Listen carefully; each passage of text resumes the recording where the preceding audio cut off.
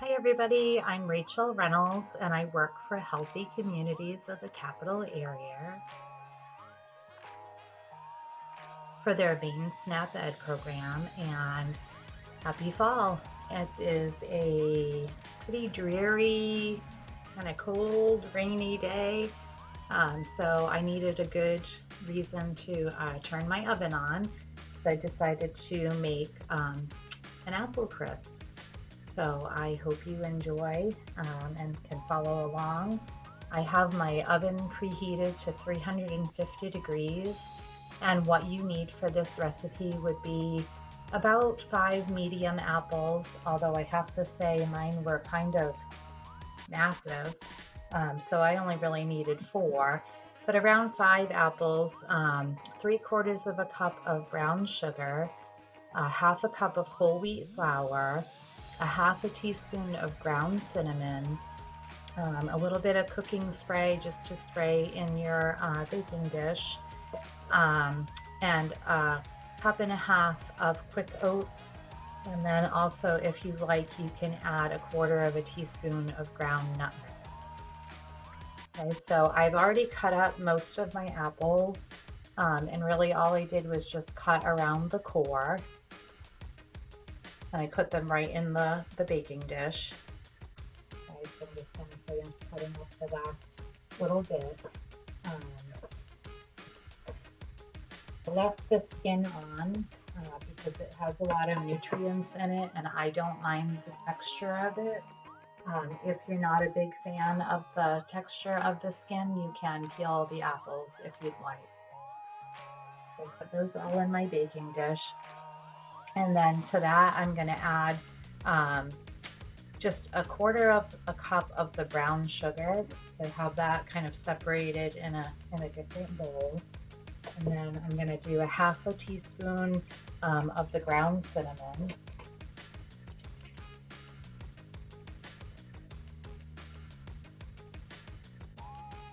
And then 1/4 of a teaspoon of the ground nutmeg.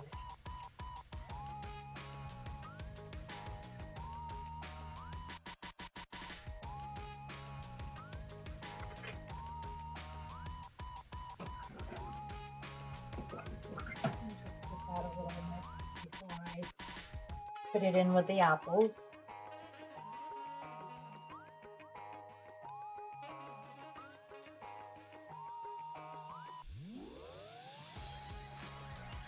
And I'm actually going to add just a tablespoon of the flour to it as well. That just helps soak up some of the liquid so that you don't get like a really soupy crumble underneath.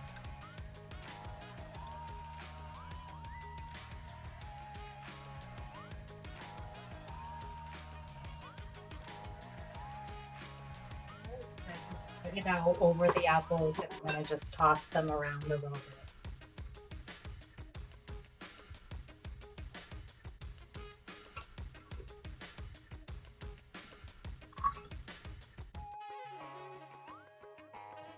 Try not to toss them out of the dish.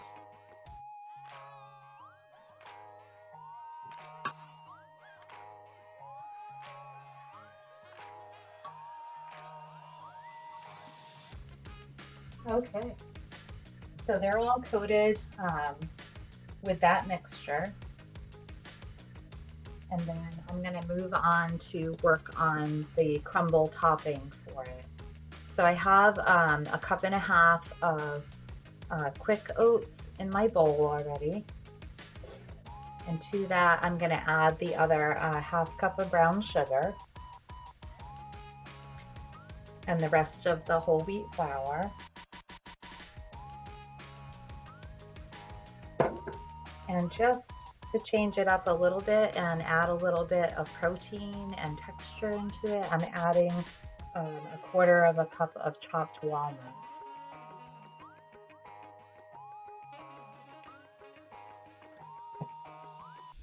Okay, and then lastly, we're going to do basically what binds it all together, and that is a half a stick of cold butter that I'm going to dice up into little cubes.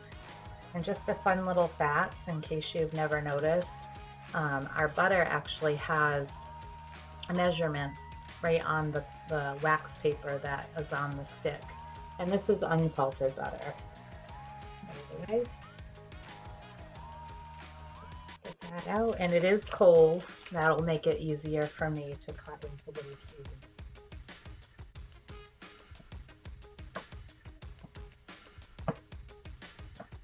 I'm gonna do it about the size of like a pea.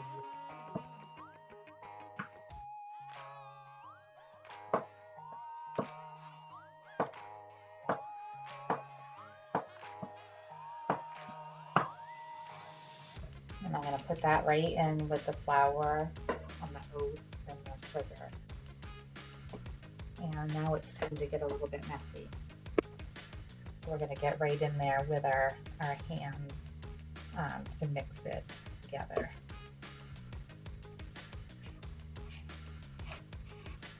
You just want to mix it until it starts to get like incorporated into like a crumble type of texture.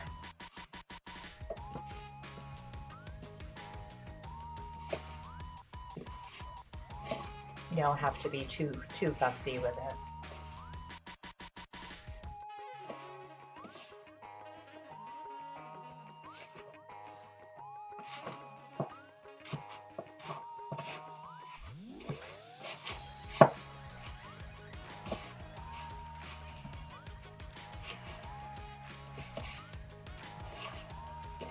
Alright, that looks like it's about right.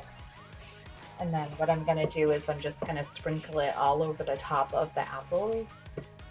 And then I'm going to put it in my preheated oven for around 30 to 40 minutes.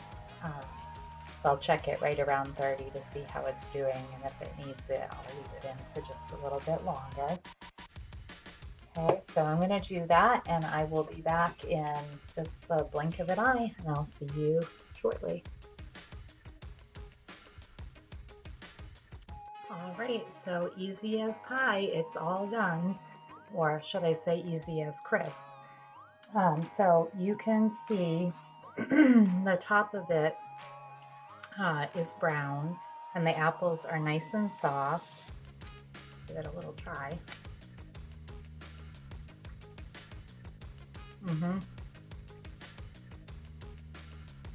It's still quite warm. Delicious though. So just a couple of thoughts before I go. Before I got started, I did make sure to wash my apples and my hands, of course, and wipe down all of my surfaces. So be sure to do that if you decide to try this recipe.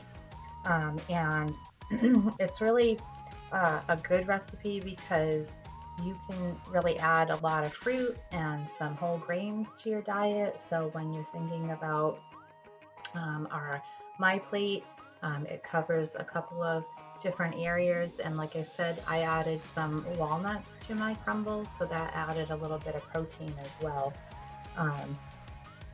But it's a good recipe, especially for this time of year. I did actually get my apples from a local farm.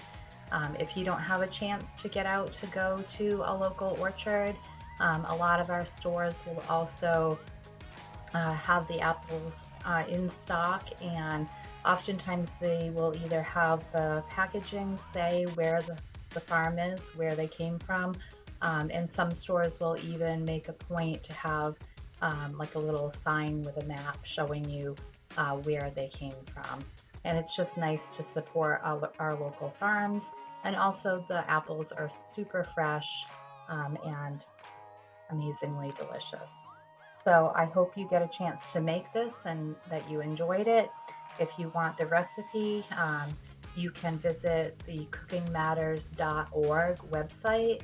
And if you're looking for other recipes as well, you can visit our website at mainsnaped.org. And I hope you have a great day. Thank you.